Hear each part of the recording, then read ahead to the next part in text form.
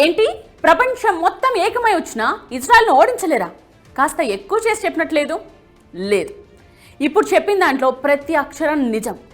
శాంపుల్గా కొన్ని పేర్లు చెప్తా, మీరే ఆశ్చర్యపోతారు. ఏంటి ఈ ప్రపంచం మొత్తం వాళ్ళ చేతుల్లో ఉందా అని. జీసస్ ఆఫ్ నజరత్ ఒక యూదుడు, ఆల్బర్ట్ ఐన్స్టీన్ ఒక యూదుడు, కార్ల్ మార్క్స్ ఒక యూదుడు, వ్యాక్సిన్ సూదిని కనిపెట్టింది ఒక యూదుడు, పోలియో వ్యాక్సిన్ కనిపెట్టింది, లుకేమియాకు మందు తయారు చేసింది, హెపటైటిస్ బి మందు కనుగొన్నది, micro processing chip, nuclear chain reactor, traffic lights, optical fibre cable, stainless steel, sound movies, telephone microphone, video tape recorder, polo company, Levi's jeans, Starbucks, Google, Dell computers, Oracle, Baskins and Robbins, Dunkin Donuts, CNN, ABC, Washington Post. వీటన్నిటి వెనుక ఉన్నది యూదులు. లిస్టులా చెప్పుకుంటూ పోతే కనీసం గంట 2 గంటలు పడుతుంది. మీరు ఏ రంగమైనా తీసుకోండి, యూదులు లేకపోతే అడగండి.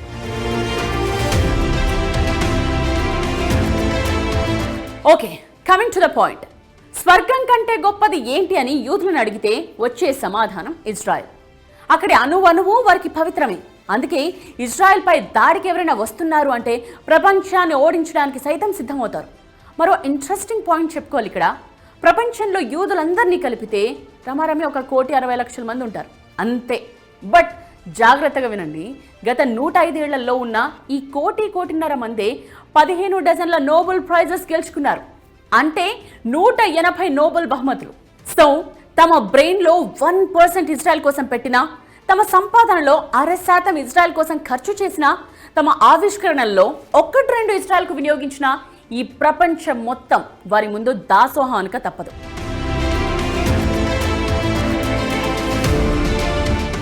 అసలు చుట్టూ 6 శత్రు దేశాలను పెట్టుకుని తొడగొట్టి నిలబడుతోందంటేనే యూ కెన్ ఇమాజిన్ ఇజ్రాయెల్ ఎంత పవర్ఫుల్లో అని.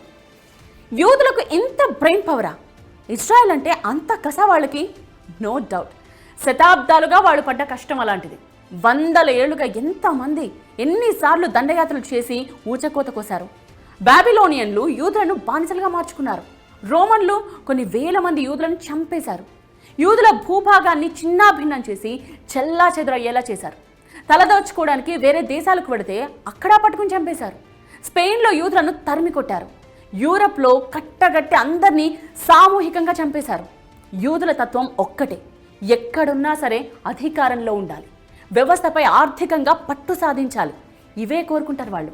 బహుశా ఆ లక్షణమే హిట్లర్కు యూదులపై ద్వేషాన్ని పెంచిందేమో. దాదాపు 10 లక్షల మంది యూదులను ఊచకోత కోసాడు హిట్లర్. అలా 100 ఏళ్ల పాటు ఎక్కడెక్కడో తలదాచుకున్న యూదులు 1900, 2000 మధ్య తిరిగి ఇజ్రాయెల్ చేరారు. అందుకే ఇజ్రాయెల్ అంటే వాళ్ళకి అంత ఇష్టం, అంత పవిత్రం.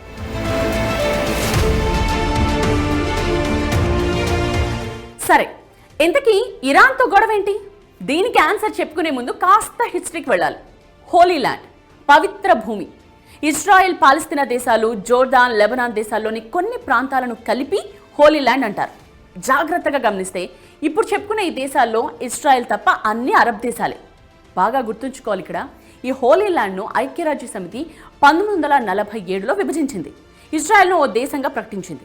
తమ పవిత్ర భూమిలో ఇజ్రాయెల్ కోసం ఒక ప్రాంతాన్నిచ్చి దాన్నొక దేశంగా గుర్తించడం ఏంటి అనేది అరబ్ దేశాల కోపం, ముఖ్యంగా పాలస్తీనా. సో పాలస్తీనా సివిల్ వార్కు దిగింది. ఈజిప్ట్ ఏమో గాజాన్ లాక్కుంది. జోర్డాన్ వెస్ట్ బ్యాంక్ ప్రాంతాన్ని కైవసం చేసుకుంది. అప్పటికే యూదులు మహాశక్తిమంతులయ్యారుగా. 1967లో జస్ట్ 6 రోజుల యుద్ధం చేసింది ఇజ్రాయెల్. అంతే, ఈజిప్ట్ నుండి గాజాను, జోర్దాన్ నుండి వెస్ట్ బ్యాంక్ను వెనక్కి తెచ్చుకుంది. బట్ గాజా నుండి ఇజ్రాయెల్కు నిత్యం దాడి ఎదురవుతూనే ఉంది. కారణం గాజాను హమాస్ పరిపాలించడం.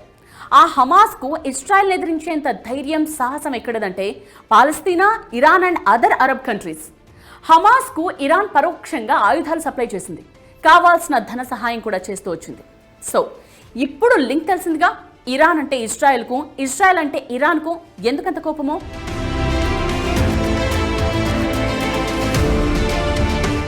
మరి ఇజ్రాయెల్ గురించి ప్రపంచం మొత్తానికి తెలుసుగా. పోయి ఇజ్రాయెల్తో ఎందుకు పెట్టుకుంటోంది ఇరాన్? కొన్నేళ్లుగా ఇజ్రాయెల్ను ఓడించేందుకు ఇరాన్ చేయని ప్రయత్నమే లేదు. అణుబాంబ్ కోసం ఎంతలా శ్రమిస్తోందో. ఇజ్రాయెల్పై వేస్తుందో లేదో తెలియదు, కానీ ఏం చేసైనా సరే అణుబాంబులు తయారు చేసుకోవాలనే లక్ష్యంతో ఉంది. ఇజ్రాయెల్పై ఎప్పటికైనా పైచేయి సాధించాలనే తపన దాంది. కానీ ఇజ్రాయెల్ ముందుకు పోనిస్తేగా ఇరాన్ను. ఎప్పటికప్పుడు ఇరాన్ న్యూక్లియర్ ప్లాంట్స్ను నాశనం చేస్తూనే వస్తోంది ఇజ్రాయెల్.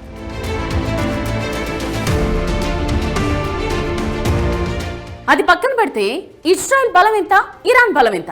అఫీషియల్ డేటా ఒకసారి చూద్దాం.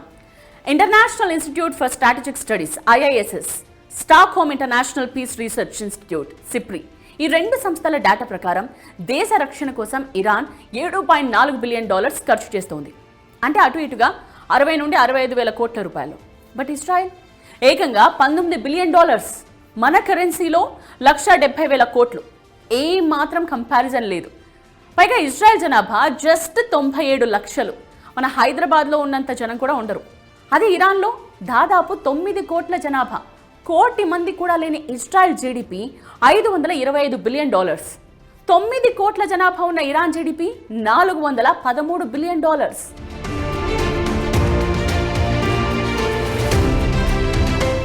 సరే, ఈ రెండు దేశాల సైనిక శక్తి ఎంత అది కూడా చూద్దాం. ఇజ్రాయెల్ దగ్గర 340 వార్ జెట్స్ ఉంటే ఇరాన్ వద్ద 320 యుద్ధ విమానాలున్నాయి. ఇరాన్కు 6 లక్షల మంది సైనికులుంటే ఇజ్రాయెల్ వద్ద ఉన్నది 170,000 మంది. ఇరాన్ దగ్గర ఉన్న బాలిస్టిక్ మిసైల్స్ 3,000కు పైనే. బట్ ఇజ్రాయెల్ దగ్గర ఎన్నున్నాయో ఇప్పటి వరకు కరెక్ట్ లెక్క తెలియదు. బట్ ఒక్కటి మాత్రం చెప్పగలం, ఇజ్రాయెల్కున్న బలం దాని ఎయిర్ ఫోర్స్. ఇరాన్లో కీలక లక్ష్యాలపై దాడి చేసే సత్తా ఉంది దానికి. ఇరాన్కు ఎన్ని మిసైల్స్ ఉన్నప్పటికీ ఇజ్రాయెల్ గగనతలాన్ని రక్షించేందుకు ఐరన్ డోమ్ ఆరో సిస్టమ్స్ ఉన్నాయి.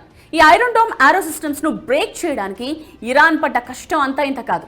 వాళ్లే చెప్పుకున్నారు ఈ విషయాన్ని. America air defence system third Patriot ను సైతం ఛేదించగల సరికొత్త బాలిస్టిక్ మిసైల్స్ తయారు చేశామని చెప్పింది ఇరాన్. తాము తయారు చేసిన సరికొత్త వార్ హెడ్స్ డైరెక్షన్ ను మార్చుకోగలమని చెప్పుకుంది. మొన్న వాటిని ప్రయోగించే ఇజ్రాయెల్ ను దెబ్బతీసింది ఇరాన్. అందుకే అత్యంత శక్తివంతమైన ఐరన్ డోమ్ ఆరో ఎయిర్ డిఫెన్స్ సిస్టమ్స్ ను ఇరాన్ బ్రేక్ చేయగలిగింది.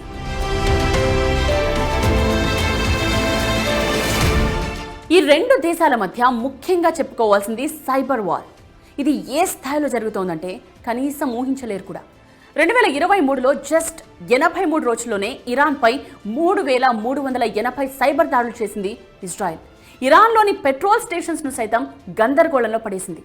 సరిగ్గా ఆ సమయంలోనే ఎందుకన్ని సైబర్ అటాక్స్ అంటే ఇరాన్లో అప్పుడు పార్లమెంట్ ఎన్నికలు జరుగుతున్నాయి కాబట్టి. అంటే రోజుకు 40 సైబర్ దాడులు, గంటకు దాదాపు 2 సైబర్ అటాక్స్ ఉక్కిరిబిక్కిరి చేసింది ఇరాన్ను.